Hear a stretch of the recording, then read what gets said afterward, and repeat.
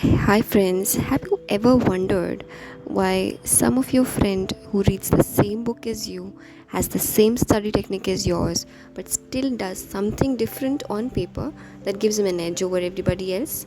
So here I'm going to share with you a few tips and tricks to complete your paper not only on time but also with the best presentation. So here is rule number 1. That is to divide your information into proper subsections. And I guess everybody of you knows this, and most of our paper presentation ends here, that is dividing into proper subsections, but we don't know what to do beyond that, and that is what we are going to add to ourselves in this video. That is rule number 2 says we use tree diagrams abundantly.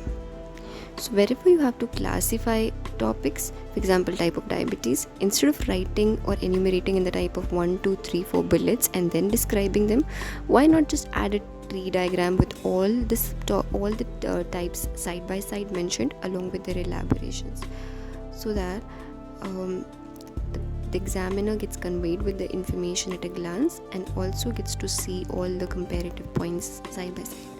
Rule number 3 says you have to break up information into bite-sized pieces for analysis. For example, if you're writing the clinical features, instead of just mentioning it in the form of paragraph with commas, why not just again classify them into symptoms and signs, and then further break it down into signs on general examination and signs on systemic examination. It also impresses your the examiner on how you know things very well. Similarly, if you're writing the management of diabetes, why not mention the glycemia control on the basis of dietary modifications and medications, and further elaborate the medications, and on one side write a little bit a note on the management of complications if present. Similarly, rule number 4 says you have to be friends with flowcharts.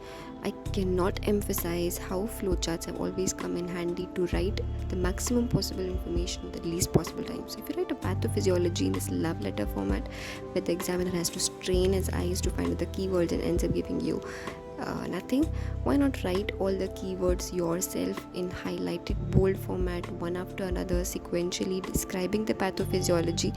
This also saves your time and effort from writing long paragraphs, making those sentences. Now you're just done with writing the keywords and you end up getting better marks.